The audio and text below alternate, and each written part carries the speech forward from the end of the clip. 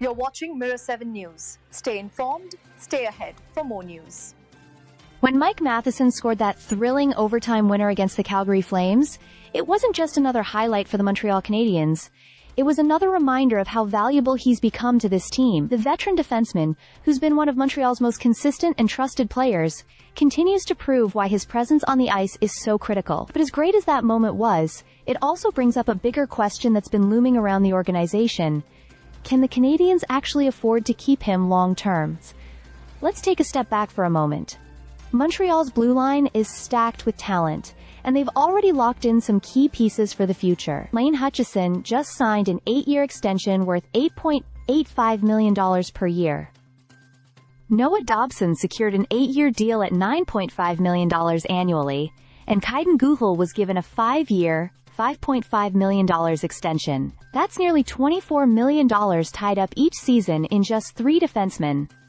A huge commitment that shows how much the Canadiens are investing in their core. Now here's where things get tricky.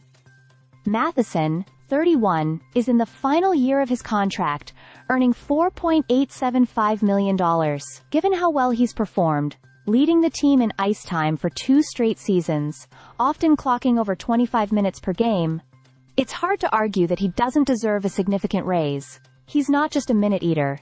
He's a stabilizing force, a hometown player who understands the pressure and expectations of playing in Montreal. But even with a rising salary cap, fitting him under the Canadiens' budget won't be easy. General manager Kent Hughes, who interestingly enough was Matheson's agent before becoming the Habs' GM, faces a delicate balancing act. He knows Matheson's worth both on and off the ice, as a leader, mentor, and steady presence in a young, evolving locker room. However, other teams could easily step in and offer more money when free agency rolls around.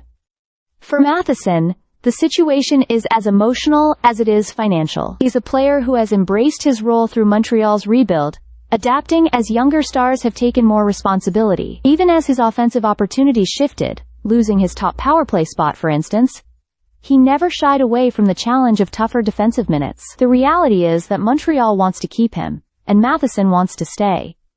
But the NHL is a salary-capped league where loyalty and practicality often clash. Whether Hughes can find a number that satisfies both sides will ultimately decide if Matheson continues writing his story in Quebec, or if another team seizes the chance to make him their cornerstone instead. Either way, one thing is certain. Mike Matheson's impact on the Canadiens has already gone far beyond one overtime goal. It's become a question of how long that impact can last. Stay subscribed for more videos.